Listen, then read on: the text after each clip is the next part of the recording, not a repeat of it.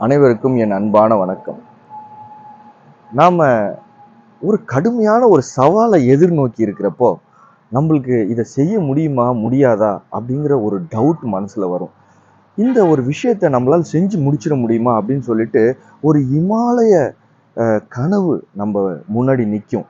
இதை செஞ்சு முடிச்சிட முடியுமா? இந்த கனவு நிறைவேற்றிட முடியுமா? அப்படின்னு சொல்லி நம்மளுக்கு ஒரு ஒரு டவுட் வரும். அப்ப அப்படி எப்பலாம் உங்களுக்கு டவுட் வருதோ, ஒரு விஷயத்த நீங்க நல்லா புரிஞ்சுக்கணும். நீங்க இது மாதிரி பல சவால்கள கடந்து தான் நீங்க எப்ப எங்க நிக்கிறீங்களோ, அப்படி நீங்க நிக்கிறீங்க. அத நல்லா புரிஞ்சுக்கணும். பல சவால்கள நீங்க சமாளிச்சிருக்கீங்க. அந்த வேலைகள நீங்க ஸ்டார்ட் பண்றதுக்கு முன்னாடி, இத நம்ம சரியா செய்ய முடியுமா? முடியாதா? அப்படிங்கிற பல டவுட் உங்களுக்கு ஆரம்பத்தில இருந்திருக்கு. அதையும் மீறி அந்த வேலைய நீங்க ஸ்டார்ட் பண்ணி, கஷ்டப்பட்டு உழைச்சு, ஒரு காலகட்டத்தில ஓகே. அத எப்படியோ சமாளிச்சு செஞ்சு முடிச்சிருக்கிறீங்க. உங்களோட முழு முயற்சியாலயும், உங்களுடைய அறிவு திறமையாலயும் நீங்க முடிச்சிருக்கீங்க. ஒரே விஷயம் தாங்க.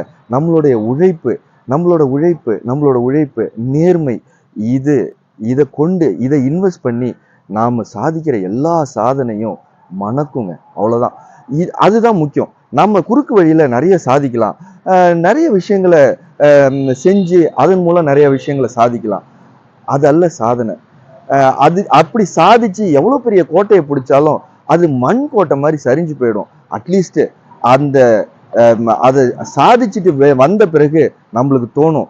நம்ம இப்படிலாம் செஞ்சு தானே இத சாதிச்சோம்னு சொல்லிட்டு, மத்தவங்களுக்கு தெரியாம இருக்கலாம். ஆனா அந்த சாதிச்ச அந்த நபருக்கு தெரியும். அதே தன்னோட உழைப்பாலயும், தன்னோட நேர்மையாலயும், தன்னோட உண்மையாலயும் பல விஷயங்கள சாதிச்ச ஒரு மனுஷனுக்கு ஒரு பெருமை அவன் மனசுல இருக்கும். நம்ம இப்படிதான்டா இந்த விஷயத்த சாதிச்சோம். நம்மளால முடிஞ்சிருக்கு.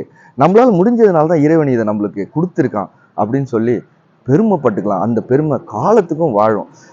இல்லாட்டினா அது ஒரு சிறுமையா தான் நம்ம மனசு கேட்கும். ஏன்னா நம்ம மனசாட்சிக்கு தெரியும். நம்ம எப்படி ஒரு விஷயத்த அட்டைன் பண்ணோம் அப்படின்னு சொல்லிட்டு.